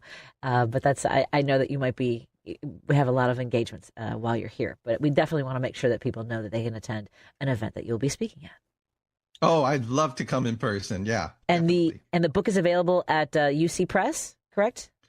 Yep, the book is available. It just started shipping. The official release date is April 7th, so it'll be in stores very soon and as an ebook. But yeah, if people want to do the pre-orders, they might get it shipped as early as this week. Excellent. Well, I wish you the very best, and it was a pleasure talking to you. Thank you for your time. Thank you so much for having me. Absolutely. Take care. And we'll be right back after this on WCPT 820 Heartland Signal. Find power and prestige in a brand new Porsche from the Porsche Exchange in Highland Park. Browse and test drive our extensive selection, like the 2026 Porsche Macan Electric. Right now, lease the 2026 Macan Electric for only $1049 a month for 39 months. Discover performance like no other when you visit the Porsche Exchange in Highland Park or PorscheExchange.com. $9,999 with sign up for qualified buyers. Excludes tax, title, license, and dock fee. No security deposit required. Expires 3/31/26. Teachers are dynamic leaders, shaping a new generation. They bring a variety of perspectives from diverse backgrounds, innovating how they teach to prepare students for our fast-changing world. Achieving this takes skill and expertise. They're tireless explorers, creatively discovering a universe of solutions, telling stories, experimenting, inspiring, mentoring, connecting cultures, and connecting with each other. Leading by example. Experience the unique joy of helping students thrive. Teaching is a journey that shapes lives. Are you ready to begin? Explore teaching at teach.org, a campaign supported by the U.S. Department of Education, teach.org, and 1 million teachers of color. Some journeys start small, with small pause and big purpose. Every great partnership begins with the first step. Bella, let's go. You don't just raise a puppy, you raise a future. Become a Dogs Inc. puppy raiser. Give a dog a purpose, give someone hope. Learn more at dogsinc.org. You're listening to WCPT 820, because facts matter. No detours, no distractions, just bold ideas and real talk. This is Driving It Home with Patti Vasquez. Thank you so much for joining us as we continue our drive home. Joining us right now is Cindy Cohn. She's Electronic Frontier Foundation Executive Director and the author of Privacy's Defender, My 30-Year Fight Against Digital Surveillance. Wow, Cindy, do you feel like a soothsayer having done this for 30 years? It's kind of jarring, I would imagine, for you to live in this reality. Yeah, I've been joking that I feel a little like Cassandra, right? We have been warning about, the future with ubiquitous surveillance that is readily available for both, commercial and government use. And now it feels like some of our worst worries are coming through. Yes. So I have to tell you, tell me what got you involved in this? What was your draw into surveillance and warning people and gathering information about what it means in our lives?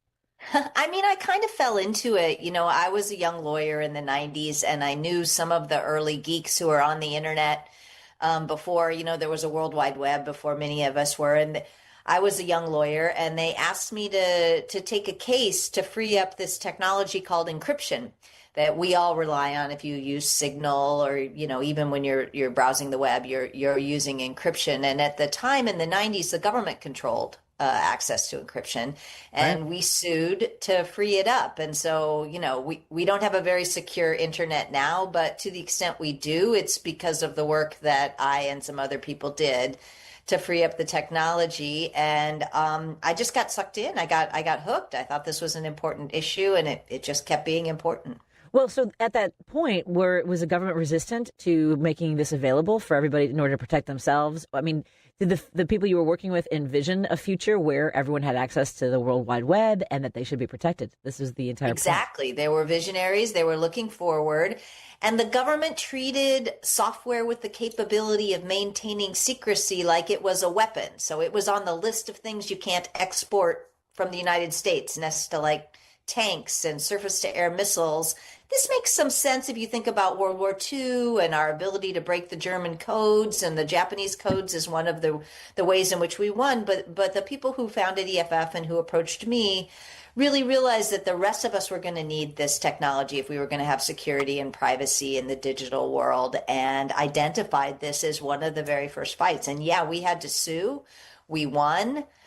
We fought them for 6 or 7 years, and then finally in the late 90s, they saw the writing on the wall, and they de-licensed most strong encryption, and that's why we have it built into so many of the tools that we use today.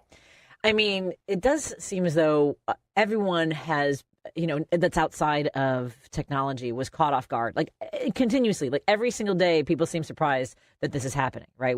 And for me, looking back in the kind of at least the last 25 years of history, is knowing that the Patriot Act is also a big part of why we're in this situation. For folks who don't remember what we went through after 9/11 and basically how we've been signing away our privacy ever since. And yeah, absolutely. A lot of this, we got the privacy protections we got when the government was caught spying on Americans in the 70s, right? The Nixon administration. And then after 9/11, the government rolled back a lot of the protections that had been built up to try to protect you and me from being, targeted or sideswiped by surveillance. And some of it they did openly in the Patriot Act. Some of it they did secretly, and we didn't learn until many years later. So things like tapping into the internet backbone and collecting everybody's phone records, those were secret programs that we only found out because of some pretty courageous whistleblowers, some earlier ones, and then ultimately Ed Snowden, who provided a lot more information to people. But yeah, we kind of tore some holes in our privacy around national security after September 11th. And then every time an administration would come in and they would get caught, they'd be like, oh, we just need to move forward. We don't want to go backwards. And so these holes just continued to exist and continued to grow. And now we've got the Trump administration that is really just driving a truck through all of these holes, and doing so very openly. How I ask folks that do your kind of work in various areas, whether it's history or like medicine, how do you manage your emotions, knowing what knowing what you've been trying to warn people from your experience? I mean, like, I don't ask people how they're doing anymore. I ask if they're hydrating. I've taken to meditating. I'm just curious as to how you've got to keep going, right? Yeah, all of the above. I mean, I would say that, in my heart, I'm kind of a warrior. And so having a good righteous fight, there's a way in which, I'm not psyched about it.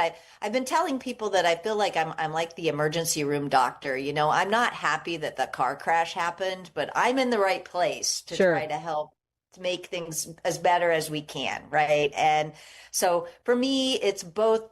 I definitely have my low periods. I meditate, I hydrate, I do all those things. But there's something invigorating about having a righteous fight where you get to stand up for other people and try to push for what's right. And we try to lean into that as much as we can.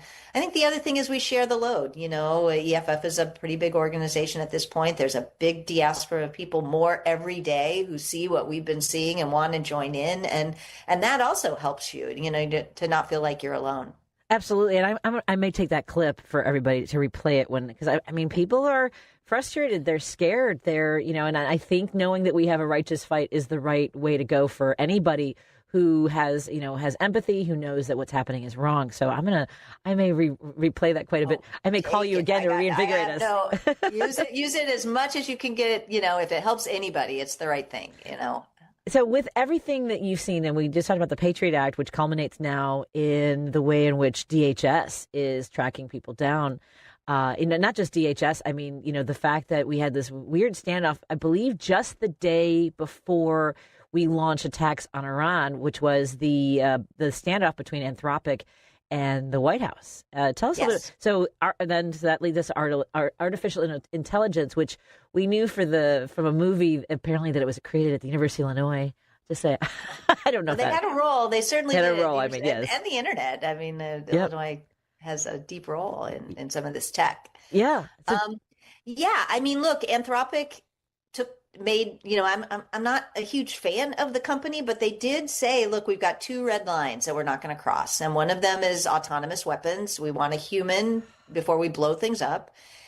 And the second one is surveillance. We're not going to be used to surveil Americans domestically. And those were the 2 things that the government said, no, they want to surveil us using the really powerful AI tools, and they want to be able to blow things up with robots. And, I'm glad that Anthropic's taking a stand on this. I wish more companies did. And I wish, I might have put my red line a little closer to you and me than that. But it's not a surprise to me that surveillance ended up being one of the 2 things that they took a stance on because it is so dangerous. I think people who are close to this technology understand how important it is that we have privacy, that we have a space of privacy if we're gonna have a democracy, if we're gonna have liberty, if we're actually gonna function as a country that is not a dictatorship.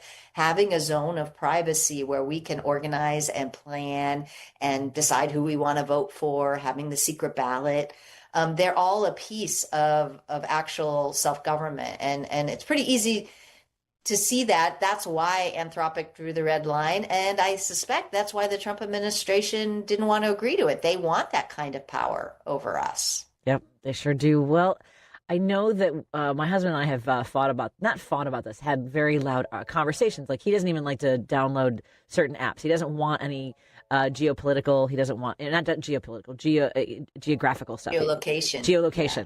Like, he won't put Waze on his phone and things like that. But, we have signed away on all of these things. We get a whole bunch of, legal notices, and we just check the box without reading any of it.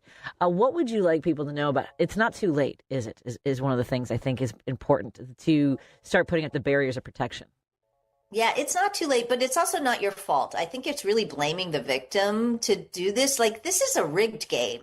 Right? Like, thank you. I don't think you should want to live all by yourself alone in the woods with no communication that possible with any other people in order to have privacy. Like, that's rigged. We need to have tech. We can build technology that stands with us. And I appreciate if people are in a position in their lives where they can sign off and not participate in social media or any of those kinds of things. I mean, God love you. That's great. But that's not where most of us live. And it's not where most of us want to live. We need technology that stands with us. And, we have examples of that. We have Signal, which is a great little organization. We have things like Tor, which can help us browse more securely. We just need to use them, and we need to make them the default, and we need to make sure they're not crushed by the big guys. And we need we can't do it with tech and consumer choices alone. We need a comprehensive privacy law. We need to rein in the NSA. We need to do stuff on the law, policy, and technical space so that our tools stand with us. But, what I tell people is that, Moses didn't come down off of, the mountain with, stone tablets that said, surveillance is the only way the internet works. Right. So the good news is, unlike some other things that might be hard to change, we can change this, but we have to do it, and we have to marshal, and we have to make sure that our representatives know that this is an important value that they need to stand up for, and we need to push it in the courts, and all the way through. And so it's not an easy fight, but it's also not impossible. Well, I will do my best over the next leading into November, making sure every candidate that I talk to, I find out what their stance is and what their vision is for legislation in this space. So we've been talking to Cindy Cohn. She is the Electronic Frontier Foundation Executive Director and the author of Privacy's Defender, My 30-Year Fight Against Digital Surveillance. Find out more about all the work that they do at EFF.org. That's F as in Frontier and F as in Foundation.org to learn more. And I'd love to have you back. I know that you are stepping down or have stepped down from the organization. I'm going to step down this summer, but I'm not going away. Good. I'm just, after 26 years at the top of the organization, it's time for other people to get a chance to lead. But I'm not done suing the government, and I'd love to come back. I feel like we need you more than ever. I feel like I waited too long to find you. Thank you so much. Really a pleasure to talk to you. And again, I love for folks who end up getting to watch the Zoom. If you do, I know most of it's on audio, but really beautiful room, by the way. Thank you. Have a great rest of your day. Thanks so much. All right. Thank you so much. Absolutely. More after this on WCPT 820 Heartland Signal. You're listening to WCPT 820. Here's the latest Chicago weather update. I'm meteorologist Ray Miller from the Weatherology Weather Center. Mainly clear skies tonight, low temperature of 29 degrees with northwest winds at 5 to 15. Saturday, sunshine with a high of 49 and west winds at 10 to 20. Sunday, partly sunny with a high of 61 degrees and southwest winds at 10 to 20. Monday, sunshine with a high temperature of 72 degrees. Tuesday, chance of thunderstorms with a high of 74. Wednesday, scattered storms with a high of 44 degrees. That's the latest Chicago weather update. Right now, it's 37. This is Chicago's Progressive Talk, 820 AM, WCPT Willow Springs, and online at WCPT820.com, where facts matter. A tree can be a warrior, battling global challenges with greater courage. A tree can be a solution, cleaning our air, supporting our communities, and protecting our wildlife. A tree can be noble, growing hope in every corner of the world. That's why now is the time for trees. Millions of trees. Join our planting movement at arborday.org. Alexa, play WCPT. WCPT from TuneIn. You're listening to Driving It Home with Patti Vasquez. Thank you so much for joining us as we continue our drive home. And hello to our friends listening on KKNW 1150 in Seattle and KTNF AM 950 Minneapolis, St. Paul, as we broadcast here in Chicago on WCPT 820. Joining me on the line right now is Tim Murphy, a national correspondent at Mother Jones. I wanted to invite him back because we didn't have enough time. We talked about Governor Pritzker last we spoke. And now I think, did I speak to you before the primaries in Texas? I think we did, right, Tim?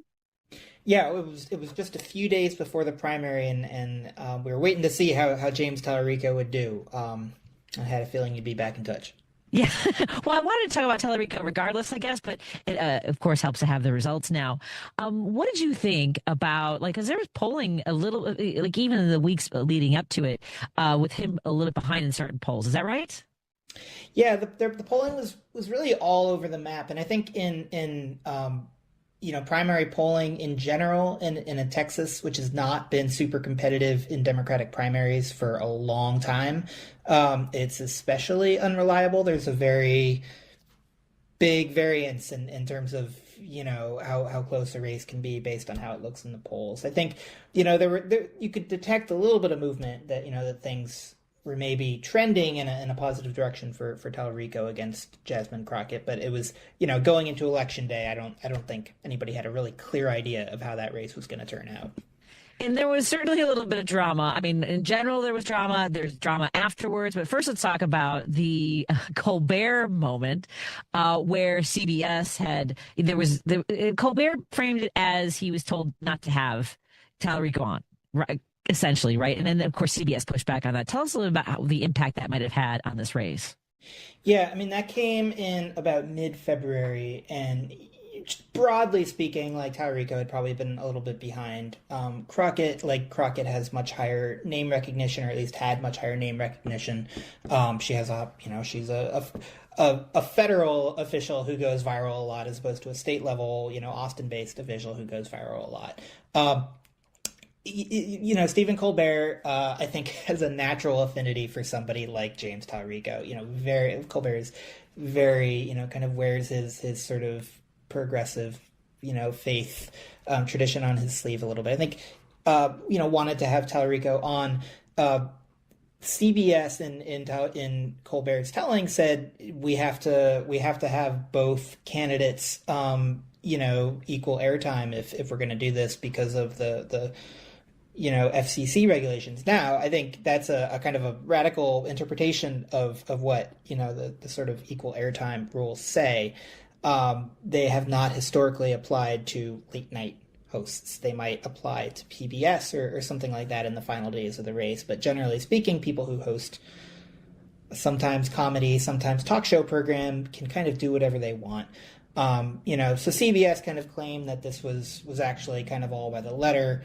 Crockett, incidentally, also kind of suggested that this was a little overblown on Talarico's part, but whatever was going on in the suites in New York City, this was a real boon for James Talarico, not just nationally, but in terms of the viewership. Both candidates that were really exceptional at kind of getting attention in a media environment that's very broken right now. Millions, at least 9 million views on just the CBS YouTube video. And this is the type of video that's just excerpted, chopped up, commented on all over the place. So it was a kind of an incredible earned media moment for Talarico. Probably would not have gotten anywhere near as much attention if it actually aired on TV. I think you're absolutely right. And it's interesting. I've had those situations where the way it's explained to me is that if you have somebody on, it's not that you have to have them on, but if they request to be on, it's very, I don't know, murky. But it's interesting that it shook out that way. And I know that, the primary was framed as a debate about Democratic strategy, right? Crockett is a sort of like to energize the base, the people that are already following her, like the way she takes on Republicans, her sort of tit for tat, like we've seen with her and Marjorie Taylor Greene, the eyelash moment, that your eyelashes got something to get, whatever those, what was it? Beach, bad built beach body. Oh, something like that. Bleach blonde. I can't even remember now. Right. But those moments that Crockett has had in contrast to, Talarico having, as you mentioned, wearing his progressive faith on his sleeve, taking on billionaires, using the Bible as the sort of the lessons of what we're supposed to take from Christ and use those in how we treat each other. It was sort of an interesting battle to have in Texas, wasn't it? Yeah. And it really was, I think you might every now and then you saw people trying to kind of make this about progressives or moderates, and that really doesn't map on to their respective politics. I think they're both, Crockett helped found a Texas legislative progressive caucus in Texas, and she's in the congressional progressive caucus in DC. Talarico would describe himself as progressive. Maybe he won't in October of this year, but for all intents and purposes, right? Like they have a very similar probably set of views there, and there was a major difference between the two of them is kind of their approach to the broader electorate, which is represented, I think it's kind of captured in the kinds of appearances that made them both popular, right? You mentioned the Crockett clip. I mean, just absolutely not giving an inch to Republicans in oversight hearings and everywhere else, and her approach to the electorate, she said, was we're gonna just turn out more Democrats. We're going to find people who are Democrats who just haven't shown up, and we're going to just do incredible numbers with turnout, and that's how we're going to flip Texas. And Talarico, I think, did not go as sort of narrow in his strategy. It's much more kind of all are welcome, Republicans are welcome. And in a state like Texas, if you look at the math, that certainly seems like probably the more realistic approach. Whether he can actually pull that off, I mean, no one's pulled that off in 30 years. So that's still kind of the big X factor. Yeah, no kidding. I was telling something the other day about Governor Richards and seeing her at the Democratic National Convention when I was in college, just to tell you how old I am all the time. But it would be interesting to see. It will be interesting to see this in the fall in the general election, and I don't know how much time I want to spend on the Republican primary. Although you wrote about that as well with the Paxson and Cronin, is that right? That's that'll be the Republican candidates that Talarico takes on? We have John Cornyn, the four-term senator, former attorney general from kind of an earlier age of Republican politics when being the attorney general of Texas meant you were kind of a normal-ish lawyer. And you have Ken Paxton, the sitting attorney general in his third term, who represents kind of the apotheosis of like what it means to be a Republican attorney general now, which is just an endless string of kind of lawfare, frivolous lawsuits, faced investigations from the state bar for a kind of a patently frivolous attempt to overturn the 2020 election, has, been indicted for security fraud in the past, eventually reached some kind of agreement by which he had to take remedial ethics classes, kind of an embodiment in a way of a particular kind of Trump Republican. Cornyn, in his own way, embodies that by his willingness to kind of, despite predating all of this, go along with it. I don't think anybody would look at John Cornyn over the last however many years and say this guy, was kind of standing in the way of the MAGA agenda. It's certainly not a thing that he's going to be going out and saying over the next few months. So while they have interpersonally and temperamentally, they have major differences. It's kind of two candidates both angling for Donald Trump's support in May. Man, who knows what that's going to look like because of current events. I mean, do we have a handle on how, because we're seeing on social media, depending on what sort of side of Instagram you end up, or TikTok, or any of those elements of what you see from Republicans, are we getting a sense of, with gas prices going up, do we have a handle on any of that? Those sort of impressions about Republicans? Or, that part. Are you hearing anything about that sort of information? No, I mean, there's probably a few notable cross currents. In Texas, obviously, anything to do with oil and gas is going to be a third rail in Texas politics, and probably in particular in Texas Republican politics. The Texas GOP has sort of increasingly been dominated by a kind of intense anti-Muslim campaign that Paxton, he's taking on the Council of American Islamic Relations, the Muslim civil rights group, all sorts of just incredibly Islamophobic rhetoric and actions by the government, and I think we're seeing more and more of that amidst this war. So I think it certainly has not been a force for the better in this Texas Republican primary, but the first round of the primary in March was really, really close. And so I think, Cornyn finished slightly ahead and was hoping, and is hoping that is just enough for Trump to sort of say, okay, well, he's a winner, but also for an incumbent to be under 50% and have to go to a runoff, that displays weakness. And I think it's important that as we face a war, as we have like critical votes on voting rights and things like that, that Cornyn, the incumbent, needs Trump's support and is probably very wary of doing anything that would cross him in this moment. Well, as Cronin and Paxton have to go at each other, right? Now Talarico has a bit of a runway where he can just keep campaigning. Is there any way to capture whether or not there were Republicans? I doubt. I mean, I find that the Democrats are likely to pull a Republican ballot to vote against something like there are races in Chicago right now and in Illinois where candidates are being accused of voting for Trump. When they pulled a Republican ballot in 2016, they were trying to vote against him so he wouldn't be the candidate. People trying to play all these games, right?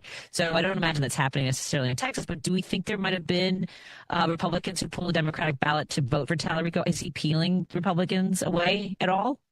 It's really tough to say in the primary. One thing I would say that if you voted in a party primary in March, you have to vote in the same one in the runoff. So you won't see any Democrats trying to game things out for Paxton that way. You have a lot of messiness.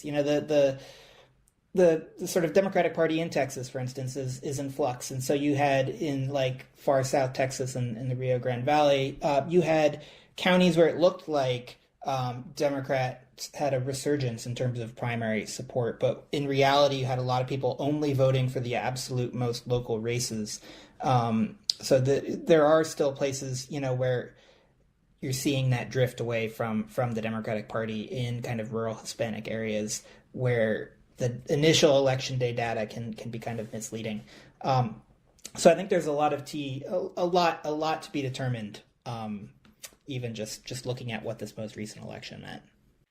Was there anything, because there was some drama about precincts, about people being redirected, and this had to do with the gerrymandering, the way they had changed the maps a little bit too? Yeah, they passed a new law that restricted voting centers. So like you'd have an all-county voting center that anybody could cast their ballot at. And in Dallas, getting rid of that, I think shunted people into voting patterns that they weren't used to. You're used to just being able to show up anywhere and cast whatever. So you could say that probably worked as intended. I guess thankfully, not from Jasmine Crockett's perspective, but thankfully the race itself was not actually that close. So you can't just say, oh well, who knows how this would have turned out. The margin was substantial enough that this was a real hindrance to a significant number of voters, but not a determinative number. Before I let you go, and I'm grateful for your time. We're talking to Tim Murphy, national correspondent from Mother Jones. One last question: was there anything that surprised you in this primary cycle in Texas? Yeah, I mean, it's tough to say that Tony Gonzalez's sort of collapse in West Texas is surprising because he's surrounded by so much personal scandal. But the elevation of Brandon Herrera, a guy who's known as the AK guy, who's kind of an anti-gun control zealot who started running against Gonzalez, a Republican in West Texas on the border, because in part his anger at Gonzalez's support for kind of modest post-Uvalde gun control legislation. I don't think that is a positive indicator for the rest of the country. And I think if you look at sort of the rest of the races in Texas, you have this rise of, like, for instance, the guy who said we're all Rhodesians. He's now entering the runoff for railroad commissioner. You've got other kind of virulently anti-Muslim candidates in the runoff for attorney general. So I think in general, if you're looking for this kind of Trump fever to break, it hasn't happened in Texas yet in 2026. I appreciate that insight. Again, Tim Murphy from Mother Jones. Go to motherjones.com and catch all the work that he does and all the great writers there. Thank you so much for joining us again. Have a great rest of your day, my friend. Thank you. Anytime. Thank you. Take care. We'll be right back after this on WCPT 820 Heartland Signal, KKNW 1150 and KTF AM 950. Think Theory Radio. Theoretical astrophysicist Dan Hooper. If there's someplace a light year away from now, there's nothing I can do now that can influence that place in less than a year. No matter what I do, no matter how I build my quantum machine, or no matter what I entangle or what I quantum teleport, nothing I can do here can affect that until a full year has passed, allowing light to get there at the speed of light. Think Theory Radio with Damian Perdue. Saturdays at 6 p.m. on WCPT 820. Cancer affects all of us. Today alone, 5,370 people in the United States will be diagnosed with cancer. That's why Stand Up to Cancer funds and develops the newest and most promising cancer treatments to help patients today. Stand Up to Cancer wants to provide you with every opportunity to join in this mission. By donating your home, land, or commercial property, you can help Stand Up to Cancer fund innovative cancer research. Donating eases the stress associated with selling a home and can also help lead to the next breakthrough in cancer prevention, diagnosis, and treatment. Stand Up to Cancer makes the process easy, and it may be tax deductible. It will take all of us standing up together to put an end to cancer as we know it. Help us save lives right now. Your home or property could hold the key to the next breakthrough in cancer research. Visit standuptocancer.org/giveproperty to learn more. Chicago's Progressive Talk, WCPT 820, where facts matter. You're listening to Driving It Home with Patti Vasquez. I'm very pleased and honored to welcome Dr. Lisa Patel, Executive Director for the Medical Society Consortium on Climate and Health. She maintains a clinical practice as a pediatric hospitalist caring for newborns, premature infants, and children requiring hospitalization. Hello, doctor. How are you doing today? I'm great, and I already love you because you got the name of our organization right. Oh, It might be. So my son, we only found out actually his diagnosis. My son has primrose. He is the 53rd person in the world to be diagnosed with this genetic disorder. It's a de novo, as you know, a spontaneous genetic glitch. But he was in the special care nursery for 28 days, first on life support and then on oxygen and hypoplasia of the corpus callosum. I mean, we could go on and on about my own son, but he is vulnerable because his lungs were, in large part, where he was vulnerable when he was born. He does have, vulnerabilities to environment. So and he has allergies. It's very hard to make sure that he is safe when it comes to his respiratory system. So tell us a little bit about this work that you do with climate and health. Well, thank you for sharing that about yourself and your son. And yes, I'm happy to talk to you a little bit about this. And your son's journey is near and dear to my heart because as a pediatric hospitalist, I'm often caring for infants that are born early or infants that are born with medical conditions. And so this is such an important issue for all of us, but particularly if we are caring for vulnerable populations. So I am both a pediatrician and an environmental scientist. So I am trained in all the issues, but one that I think often we are not paying attention to, but is increasingly turning into one of the greatest drivers of health for a child born today are environmental factors like climate change. So the hotter days we're experiencing, the more air pollution that we are experiencing from things like wildfire events that are driven by climate change, flooding events that result in more mold, all of this is affecting our children's health.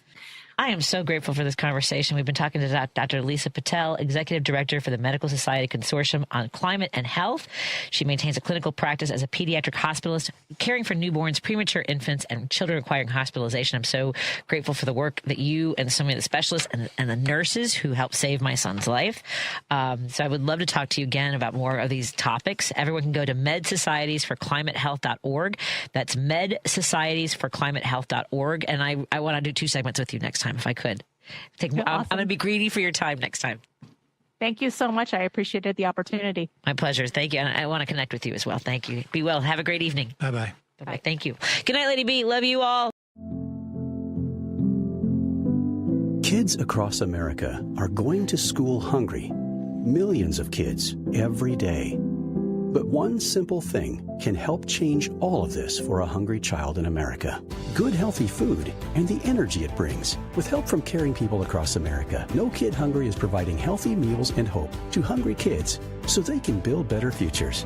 To learn more about ending child hunger in America, go to helpnokidhungry.org today. WCPT replay. We have another caller? Hello? Hello there. It's Steve from the Gold Coast, Warren. Steve Giovano. What do you know, kiddo? How are you? There you go. Good, good, good. Warren, great guy, knows his business. I mean, from the business side of it to the mechanics. Like I said, known the guy for 20 years. I mean, we met. We were both seeing the same woman. I happen to be married to her, but hey, you can't. What is happening? What No. It was all clean. Just got spilled. Hold on. I gotta get you. Hey, you can't, but you can't put a price on a guy who, like Warren. I mean, she can go, but I mean, You're hilarious, Steve. No, I'm joking. It's a joke. Can we mark that as a clip for Warren's show from here on out? Keep listening to WCPT 820 because facts matter. Let's take a moment to breathe. Deep inhale. Extend your spine. Remain focused on what you're doing. If safe to do so, exhale slowly, leaning to one side. Inhale back to center. If safe to do so, exhale slowly to the opposite side. Find mental health resources at loveyourmindtoday.org. This message is brought to you by the Huntsman Mental Health Institute and the Ad Council. Tell me how you're doing, really. Tell me that you missed the bus this morning, your rent's past due, and your stress level has skyrocketed. I'm here for you. To listen, not judge. To connect you to local mental health resources. No matter what you're going through, specialists like me from NAMI Chicago Helpline are here for you. Call or text Helpline to 833-626-4244. That's 833-626-4244. Amazon Business empowers leaders with smart business buying tools, leaving time to focus on strategy and growth. Free up your teams and focus on your future at AmazonBusiness.com. AP News, I'm Ben Thomas.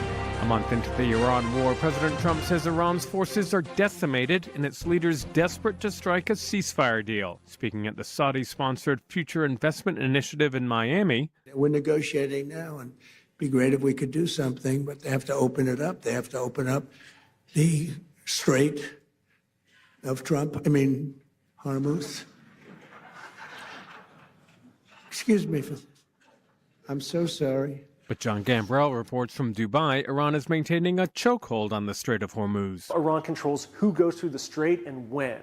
And that pressure is largely from the threat of it using drones and missiles on ships passing through without permission. That has stopped that traffic. We've seen the Iranians increasingly use so-called shoot and scoot tactics, where they're hiding missile launchers inside of what look like commercial trucks, or using other sites far within Iran's mountainous regions to hide from the ongoing American and Israeli airstrikes. The situation continues to worry markets. Oil prices were up again, Brent crude settling above $105 per barrel. AAA shows the national average for a gallon of gasoline hovering around $3.98 per gallon, about $1 more than a month ago. On Wall Street, a fifth straight losing week. The S&P fell 1.7% on the day, as did the Dow. The Nasdaq sank 2.1%. The Dow and the Nasdaq now in a correction, 10% down from record highs. President Trump has signed an executive action that will pay TSA employees. This after a bid to end the shutdown of the Department of Homeland Security fell apart in Congress. The Senate passed a bill to fund it piecemeal. House Republicans rejected it. And in western Tennessee, a deadly crash involving a school bus, an SUV, and a dump truck. The Highway Patrol says 2 students were killed, at least 7 other people injured. This is AP News. Savannah Guthrie will be returning to NBC's Today Show. Donna Warder has the story. NBC Today host Savannah Guthrie sat down for an interview with Hoda Kotb almost 2 months after the kidnapping of her 84-year-old mom, Nancy Guthrie, from her Arizona home. Savannah says she'll be returning to work April 6th. And as of now, her mom is still missing. She talked about how she felt when she learned her mom may have been kidnapped for ransom. To think that I brought this to her bedside, that it's because of me.